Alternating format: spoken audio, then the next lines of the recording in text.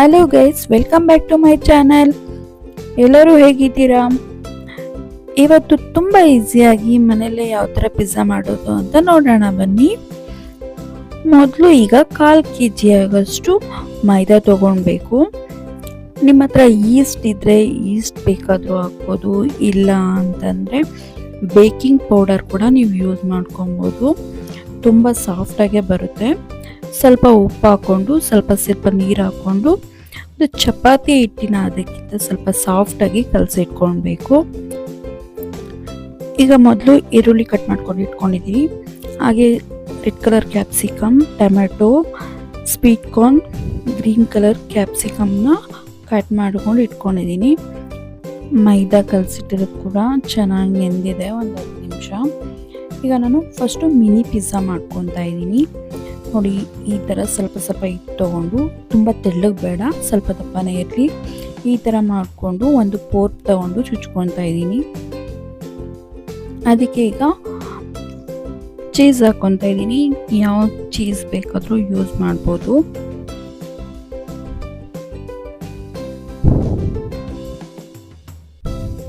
ಈಗ pizza sauce ಹಾಕ್ಕೊತಾ ಇದ್ದೀನಿ.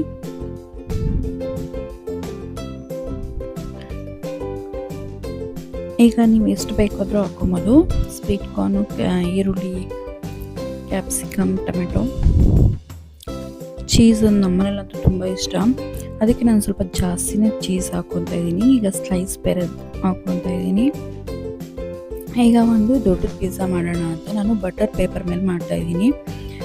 ಈಗ ಪಿಜ್ಜಾ ಸಾಸ್ ಹಾಕ್ಕೊಂಡು ಅದಕ್ಕೆ ಈರುಳ್ಳಿ, tomato, capsicum, sweet corn, cheese ಎಲ್ಲ ಹಾಕ್ಕೊಂಡು ಇದನ್ನು ನೀವು ತವಾ ಮೇಲೆ ಬೇಕಾದರೂ ಮಾಡ್ಬೋದು, ಇಲ್ಲಾಂದರೆ ಓವನಲ್ಲಿ 150 ಡಿಗ್ರಿಯಲ್ಲಿ 30-35 ಮಿನಿಟ್ಸ್ ಬೆಂದರೆ ಸಾಕು. ತುಂಬ ಈಸಿಯಾಗಿ ಮನೆಯಲ್ಲೇ ಮಾಡ್ಕೊಬೋದು, ತುಂಬ ಟೇಸ್ಟಿಯಾಗಿರುತ್ತೆ. ಈಗ ಇದ್ರ ಮೇಲೆ ಚಿಲ್ಲಿ ಫ್ಲೇಕ್ಸ್ ಮತ್ತು ಆರಿಗ್ಯಾನೋ ಹಾಕ್ಕೊತಾ ಇದ್ದೀನಿ. ತುಂಬ ಈಸಿಯಾಗಿ ಮನೆಯಲ್ಲೇ ಯಾವ ಥರ ಮಾಡೋದು ಅಂತ ನೋಡಿದ್ರಲ್ವ. ನಿಮ್ಗೆ ಇಷ್ಟವಾಗಿದ್ದರೆ ನೀವು ಒಂದ್ಸತಿ ಟ್ರೈ ಮಾಡಿ. ಮಕ್ಕಳಿಗೆ, ದೊಡ್ಡವ್ರಿಗೆ ಎಲ್ಲ ತುಂಬ ಇಷ್ಟವಾಗುತ್ತೆ. ತುಂಬ ಈಸಿಯಾಗೂ ಮಾಡ್ಕೊಬೋದು. ನೋಡಿದ್ರಲ್ವ ಎಷ್ಟು ಈಸಿಯಾಗಿ ಮನೇಲೆ ಯಾವ ಥರ ಪಿಜ್ಜಾ ಮಾಡ್ಬೋದು ಅಂತ. ನಿಮಗೂ ಇಷ್ಟವಾಗಿದ್ದರೆ ಪ್ಲೀಸ್ ಲೈಕ್ ಮಾಡಿ, ಶೇರ್ ಮಾಡಿ, ಕಮೆಂಟ್ಸ್ ಮಾಡಿ, ಹಾಗೆ ಸಬ್ಸ್ಕ್ರೈಬ್ ಮಾಡೋದಂತೂ ಮರಿಬೇಡಿ. ಹಾಗೆ ಸಪೋರ್ಟ್ ಮಾಡಿ. Thank you for watching. Bye.